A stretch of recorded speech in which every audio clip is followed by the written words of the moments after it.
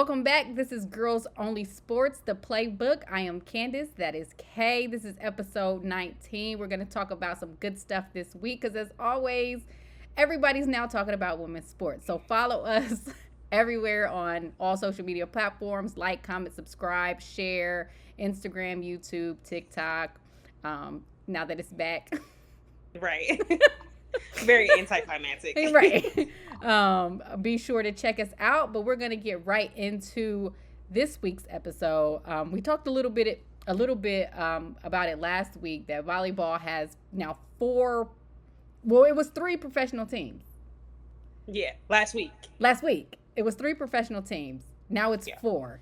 It was a big announcement that happened probably right after the episode aired last week, that there will be a new women's professional volleyball league called Major League Volleyball, MLV. It is a $100 million startup funding league that will tip off or serve off in January 2026.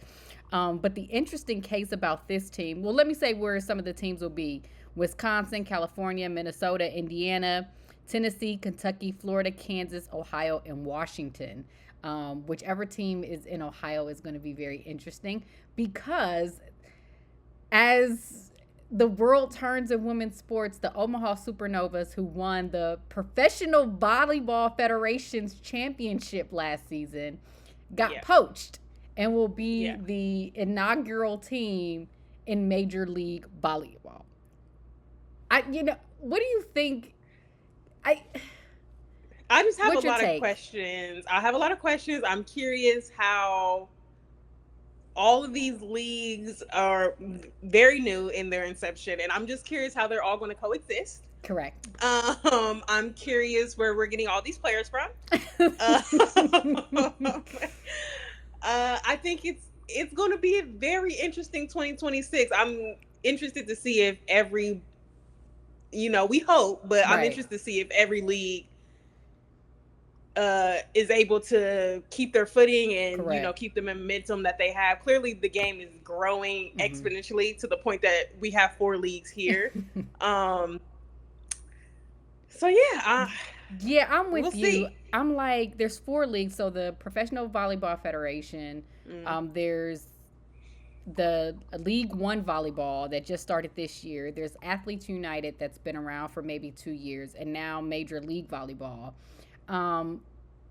I think this is one of those situations where it's too much of a good thing, because at a certain point, you're going to need 1 volleyball league, at most 2.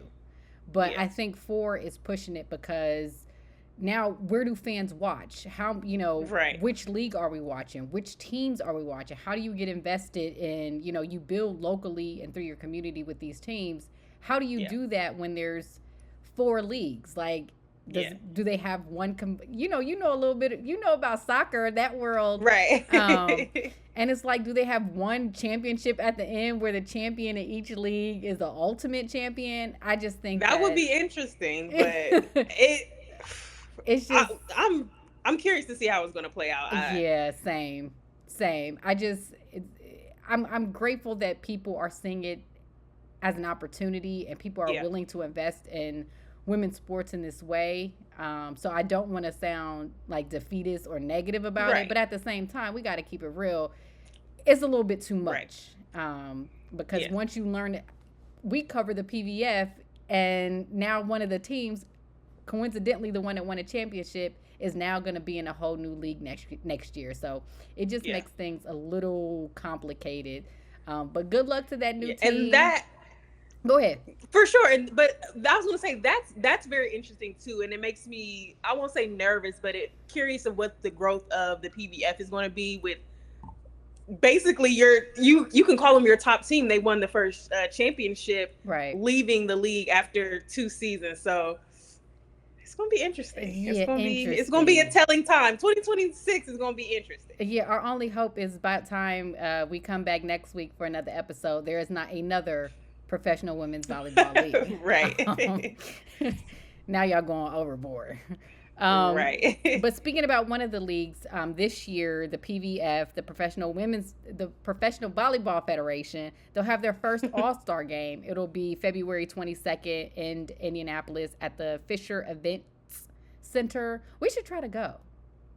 We should. That'd be fun. I think it'll be fun. I think I'm interested what their All-Star game was going to look like. Right, and what it's going to be, what the feel is. I think that'll be a good girls only sports vlog of us, covering experience of that. Yeah, we gonna make that happen. We're gonna make that happen. All right, let's make it happen. Make it happen. We talk about professional women's volleyball and all the leagues that are coming together. But right when the NWSL, it's been around for a minute, but it's getting their footing. They're getting a lot of the top players to come and join their league. They got legends, GOATs, everybody, U.S. Olympians. You got stars from other countries coming to the NWSL, only for a European League team to, throw a millie down? 1.1 mil. Throw $1 million down to poach the world's best defender who will leave the NWSL and head to Chelsea. This one hurts. This one hurts. It hurts. It really does. There was a lot of conversation, and I was like, they say this all the time. And we were talking about Naomi Girma. Naomi Girma. Lyon was in conversation, Arsenal was in conversation, and Chelsea was in conversation. And when I seen this, I went, it's just not meant for Naomi Girma to play for a team that I support. I probably, I am a little bit of an Arsenal, bandwagon most of the time. They have a lot of good players that I like. But I'm like, so not only does she leave the NWSL, she go to a team.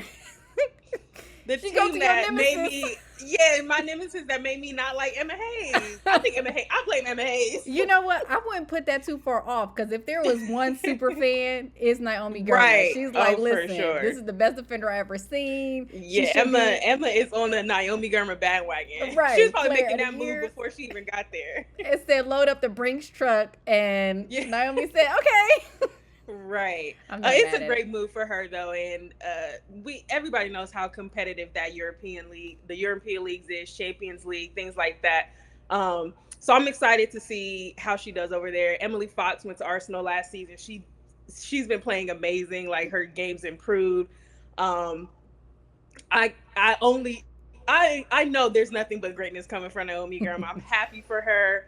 Glad they threw the bag at her. She deserves it. Right. But it broke my heart a little bit. Now, what are your thoughts about her leaving the NWSL?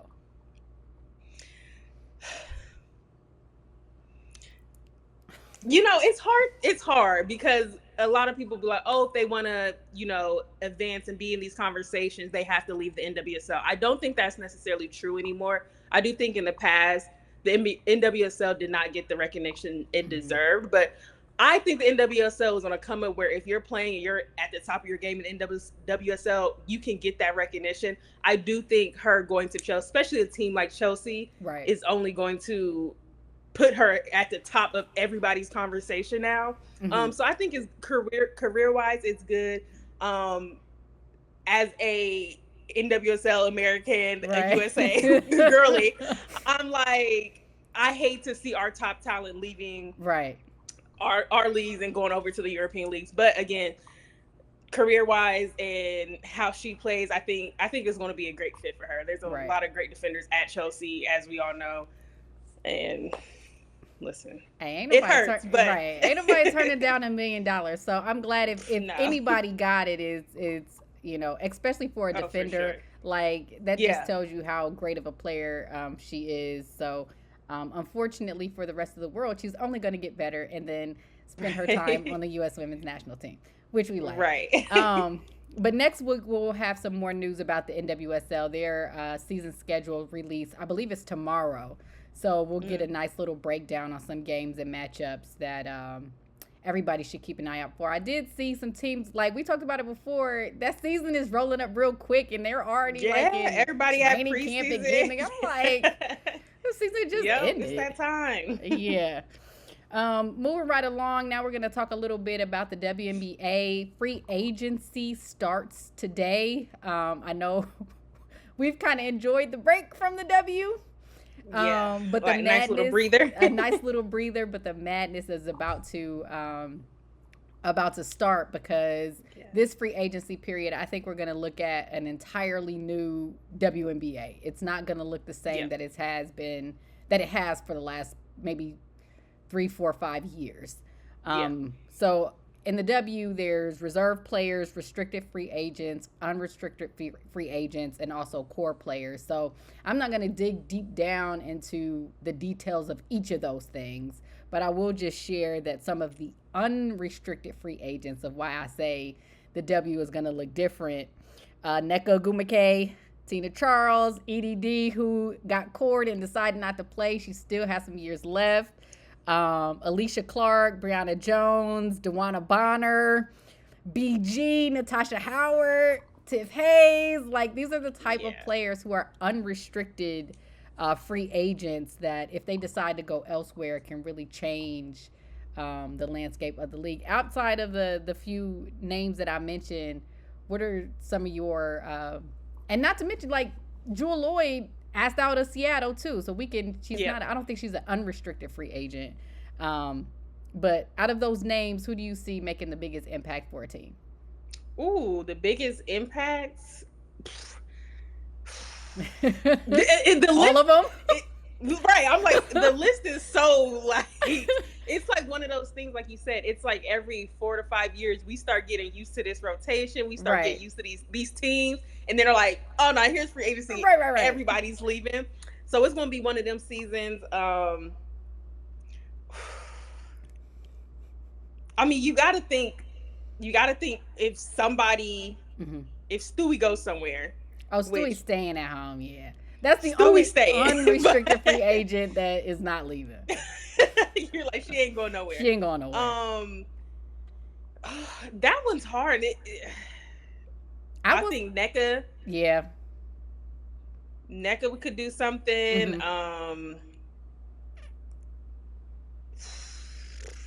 Tiffany Hayes, whoever gets Tiffany Hayes.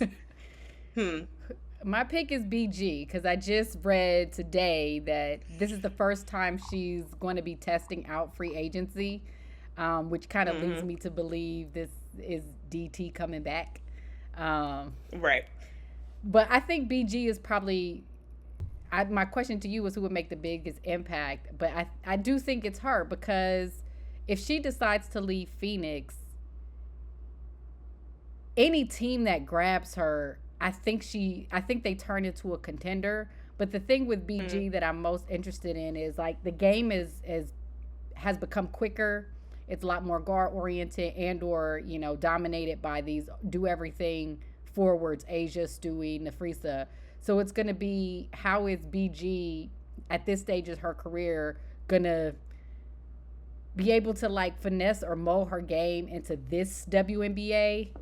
And I say all that to say, like, what if she ends up in a Seattle or a Connecticut or an Atlanta or the Aces? Like, what if she hits on one of these teams that already has, like, stacked players? Dallas. Like, she turns a team into a contender.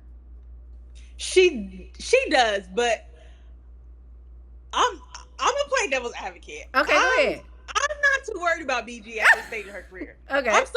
Granted, you take everything into consideration. BG is going to draw defenders. She's going to make her presence known. Right. But for me personally, like, let me not say that because that's disrespectful to BG.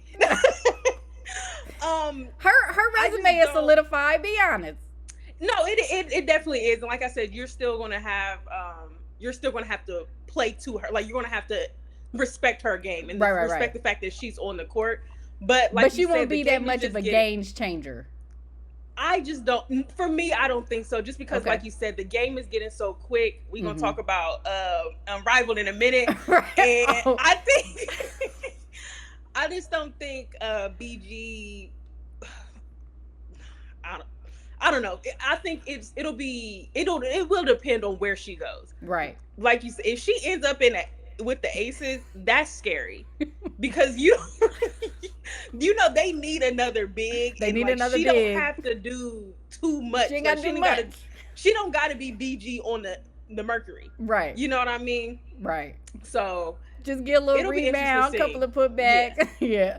Some light. Right. Some other players, a restricted free agent, Dejanay Carrington. I'm expecting Dejanay to leave Connecticut. Not that I don't think that's a great place for her. She's done a lot her time there, but I think that there's a couple of more levels. I don't want to dismiss her. There's more levels she can get to. Like I think she can be a big time player, an all-star. I think she has the capability to be like a serious perennial lockdown defender. As a guard, first team all defense. I think that is where her talents are. So I'll be interested to see if she stays with Connecticut. But part of me thinks that she may take her talents elsewhere. We talked about core players before. I'm right there with you. Kelsey Plum, Satu, Stewie, but we'll see. Satu wants out of Dallas. We talked about that in a previous episode, so check that out. Kelsey Plum, I expect her to be with the Aces, if not the Valkyries. What about OSU's own Kelsey Mitchell?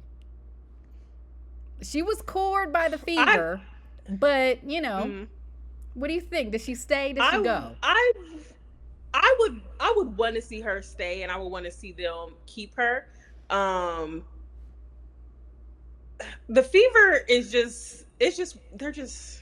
What do you say about the Fever? Because it's just like I just want the Fever to just honestly just have a great season. Right. Not that they had a bad season last year. It just took them a minute to get into that groove. Right. After the All-Star break and stuff, everything, they look better. But I think if she was able to stay there and they're able to just really build on what they have, because they have so many great players already. I would like to see her stay in Indiana. Yeah. Same. I think they have something special with her, Caitlin, and Aaliyah Boston. I would like to see that for a couple more seasons before, I wouldn't give everybody away to keep her, but at the same time, I think Kelsey Mitchell staying in Indiana would be good. This is the last player we're gonna talk about before we move on from the W. Alyssa Thomas they court Alyssa Thomas. You know what? However. She does have the ability, to move elsewhere and things like that. So shop around. Does she stay in Connecticut, or would Alyssa Thomas go? You know what? When I just seen her name, I was like, oh no, she's the one. She's the player that I would be like, that would shake things up the most for me. Right. I don't think she stays in Connecticut. I don't think her or Dejanay stay in Connecticut. Okay, I'm with you. Because I think they hit their ceiling. Connecticut's at that point. We've done what we could do. Unless you're gonna bring me in an absolute dog, unless winning next year. Unless Elena come back and join Connecticut, I don't know if there's a free agent out there that's gonna get them over the hump. Where they need to be. Yeah, I'm with you. So I don't see Alyssa staying. I don't see her staying. Where you see her going? I've been snooping around other people's opinions. Somebody said Atlanta, and I thought that was interesting. Atlanta's just a team that I just never know what they're doing. I don't know if I want that for Alyssa Thomas.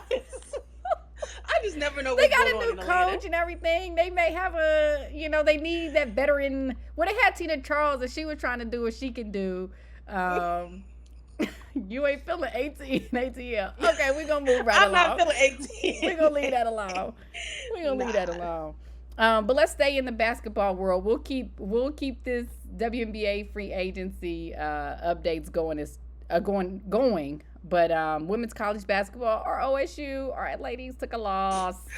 I'm not officially counting it because Jelani Cambridge was sick.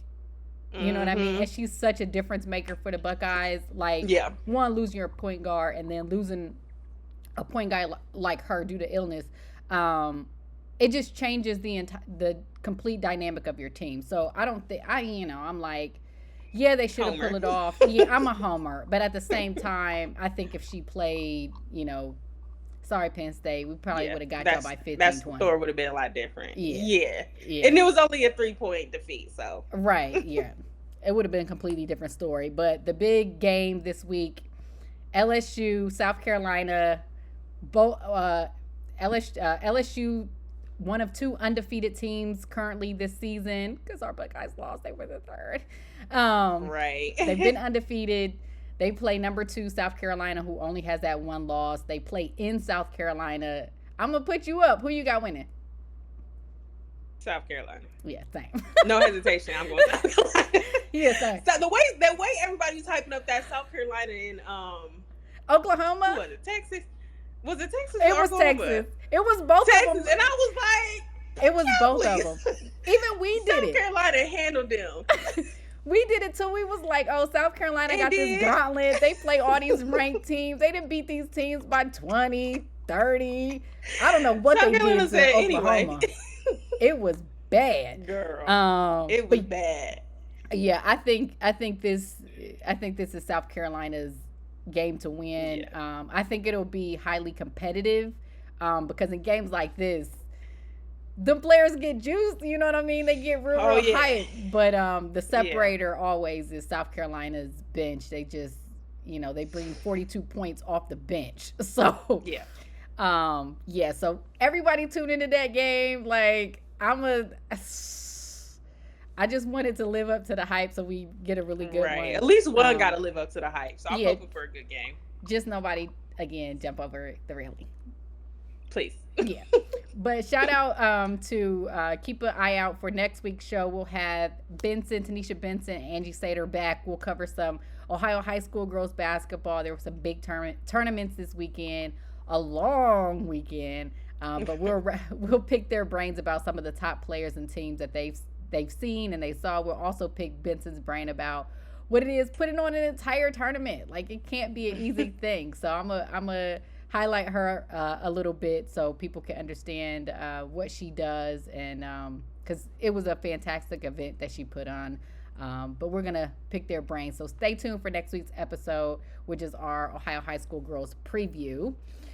Our She Did That segment, the one and only. We talked about South Carolina. We talked about Naomi Girma and the Brinks truck, but Don Staley, say what you want. Hall of Famer, 2-time Hall of Famer, and as a player and a coach, now the highest paid coach in women's college basketball history. She signed an extension with South Carolina until 2030. Something like $4 million a year.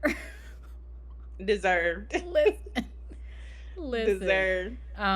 There's just no words. So we know who's gonna win up until 2030, I guess. Somebody's gonna have to be able to break her. I call it it's specific to Don Staley. What she's been able to do at South Carolina, outside of being a terrific coach, she's built a program where people buy into. I don't want to compare her to anybody because she's her own entity, but we can remember when, Tennessee and UConn was kind of dominating the landscape, and then your Stanfords came up, and Baylor, and then Notre Dame. Mm-hmm. But you built these identities around coaches where you just get players to buy in.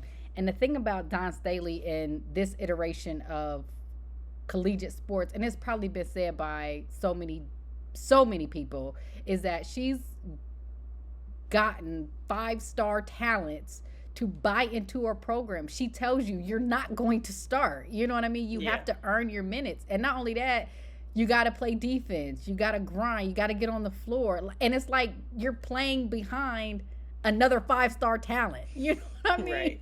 And I'm like, it doesn't hurt too that, the statue that they have outside of Colonial Life Arena set the bench her freshman year. You know what I mean? Right, she got benched. Right. So if that's your recruiting motto, then listen, look where Asia is now, but she bought into my program, and look where the program is, look where I am, look where the players who I coach end up. She just has a way to do that. There's no way any other team can get that many players on their team to buy in, because they could start on any team in the country, and they choose to go and stay at South Carolina. So shout out to Don Staley. If you want to give us a koi, holler at Girls Only Sports. That's a lot too. I remember, Pat Summitt. I remember when the news came out that she got like $1 million a year, and that was a big thing. So, shout out to Pat. I used to love Pat Summitt. Yeah, keeping the legacy alive. And oh my God, we didn't even talk about Tennessee, man. They be getting heartbreakers. Oh, they be losing by buzzer beaters like every other game. Oh my God. Yeah. But to our X's and O's segment, we're gonna still cover what we call Unrivaled, our new favorite league. Yeah, honestly. The 3-on-3 league, it tipped off last weekend, and is it not like, I don't know, it turned into some really exciting, like... Listen, I was like, oh, I'm locked in. Yeah. Like, I'm more locked into that than I am when the W started. Like, I felt like a different type of excitement I've not felt since I was like 15. Oh my God. I was like, this is, like, I'm excited. Like, they pulled you right on in. For sure. And I'm very mad that both of our picks are both 0-2. Like, listen, like, something ain't right. Like, I went, maybe we thought about, like, how they would play in 5-on-5, but I think seeing them play 3-on-3, there's a certain type of player that you need. Yeah. And the teams that have won their first 2 games, the Laces, without Jackie Young, who looked dominant, the Lunar Owls, and Vinyl. These are the teams that we said had some dogs on them. Yeah. First of all, Vinyl's a cheat code. That should not have happened. Like, they need to blow that team up. Right. We already said Enrique and Ryan Howard, like, you can't have 2 excellent one-on-one players. Ryan Howard in that first game, I went, huh? My jaw was on the floor the whole time. I was like, oh no, this can't be real. Somebody didn't pick right. Somebody made it, like, this was an error. Like, right. Right. Something went wrong. Like, this should not be a team. Like, they should know. And then, like, even the Laces, I was like, we mentioned Tip Hayes and Kay Martin, Alyssa Thomas, and it was just like,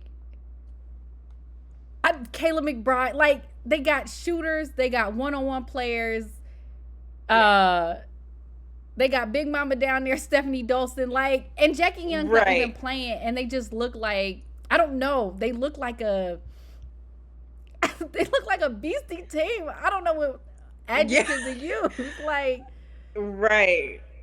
Yeah, like, what do you say? Yeah. What do you say? Yeah. I will say the team that has shocked me the most, not when you say shocked, I was very, very, very, very, very impressed is the Lunar Owl. Yeah. I was very impressed with, especially Skylar specifically. I think Skylar has carried herself very well in the league as far as, like, she looks like she's just in her element. She looks like she's, in control of what's going on and able to see the game really well. And I'm very impressed with the Lunar Owls right now. It fits her game. It fits her competitiveness. Yeah. It fits the way she plays. Right. It fits the way she competes. It's like, if there was a league built for somebody like Skylar, this is it. And it doesn't hurt that Courtney Williams, Alicia Gray, and Nafreeza Collier are all on her team either. But if there was a player who embodies the spirit of Unrivaled, it's got to be Megan Smith. Yeah, and then Alicia Gray too, that first game, I was like, oh my God, please stop. Like, at what point do we just tell them to stop? Right. Now, what's going on? I picked the Mist. You picked Rose. Mm-hmm. We did too many TikToks before the game. That's your excuse. We got beat by a buzzer beater that first game, so I'll take the L on that one. The second game it didn't get off to the start that we wanted. I'm gonna just say it's still early, and me too. The players gotta get more comfortable. But I expect both of them teams. I expect the Mist and Rose to be better now. One team I am having some questions about is Phantom. When we did our preview, it was like they surrounded BG with a whole bunch of shooters. Yeah. But what's becoming abundantly clear is that you need a one-on-one, go-get-bucket type player, and you're going to need at least one solid defender. Yeah. Not knocking Natasha Cloud. She's one of the best, but she can't guard all them other guards. Who's she gonna guard when Ryan Howard and Enrique are on the floor?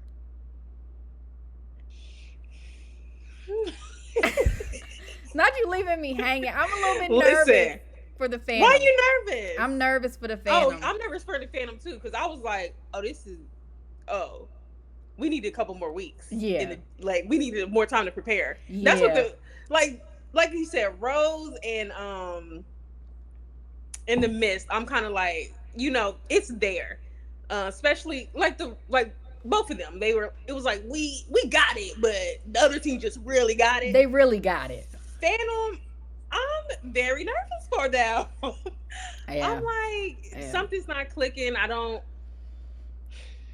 know. Because like you said, they have that presence that you would think like it's going to be a shooting type of game, and like the pace and everything outside of BG, it should all be there. Right. But something's not happening right now. These first 2 games, the reason we shaking our heads is if anybody watched, and please comment with us, say if you agree or disagree.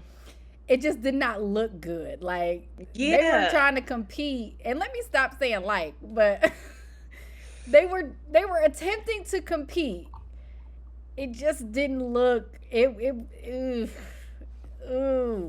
shaky. It was a little shaky, to say the least. It was a little shaky. So we have some matchups coming up this week. It'll be week 2. Hopefully, all these teams can mesh together. I'm curious to see what the Laces are going to look like when Jackie Young comes back, because she's, a get bucket type player who's also extraordinarily strong. Mm-hmm. And just seeing how they play, and all them players fit for what, even, Kate out there shooting, and Alyssa Thomas already getting doubles. It's just, they're scary. What else she gonna do? They're scary. Yeah, so I want to change my pick too. You can't. No. We got to stick with it, because I still think Rickea Jackson is going to get comfortable coming up here soon and starting to get buckets, and that's going to turn the mist around. I have not given up hope. Fine. Her and Stewie are going to get it together. Now, the Rose need to stay off TikTok, right. And they probably need to stop. Everybody need to stop eating Marina Mabry's food. That's what it is. You're right. Even though she had some other taste testers that was like, she was doing better because she was only cooking with salt and pepper and avocado oil. Lord help us. But see, this is one of the things I don't want to. Somebody made a good point. Stop comparing the W and Unrivaled. But I would like to say about Unrivaled, one, this was a league that didn't wait to give themselves permission to treat these women like professional athletes. They were like, we're going to treat you like professional athletes and the stars that you are. And second, there has been, or at least to me, there's license for these athletes to show their personalities, to, it looks like summer camp. You know what I mean? And it was like, this is something, granted, the W is a profession. Both are professional leagues, but the W's been around for a minute. It has its own culture. But it's like some of this, we already say they do a Hard Knocks for the W. It could do numbers. Yeah. But there's a lot of personality that I think gets missed during the WNBA season that Unrivaled has been able to capitalize on. And I think a large part of that is just solely, they just did not wait to get anybody else permission to be themselves. They're hyping up their league. They're out there hooping and balling. They're not begging nobody to come see them, come watch them. They're just saying, this is our product. If you like it, we love it. If you don't, thank you. Cool. And right. Going on about our business, racking up the sponsorship. So shout out to Nafrisa and Brianna Stewart. They got great numbers. I think over 300,000 people watched both the games. And then there was something like 32 million views through all the content that they put out.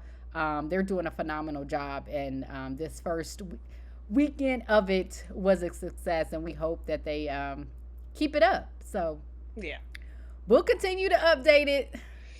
Mist, get it together. Dejanay, right. Stewie, Jewel. Like, these are the players on that team. Rickea. That's it. I mean, the thing is though, like, they've not looked bad. Like, no, Aaliyah Edwards. Everybody else just looked a little bit Mo better. Yeah, exactly. So Yeah. in time. But that is our show for today. Again, this is Girls Only Sports. Follow us on all social media platforms. Like, comment, subscribe, share, send to your friends, your family. We don't care whoever. I am Candace. This is Kay, and we will see you next time.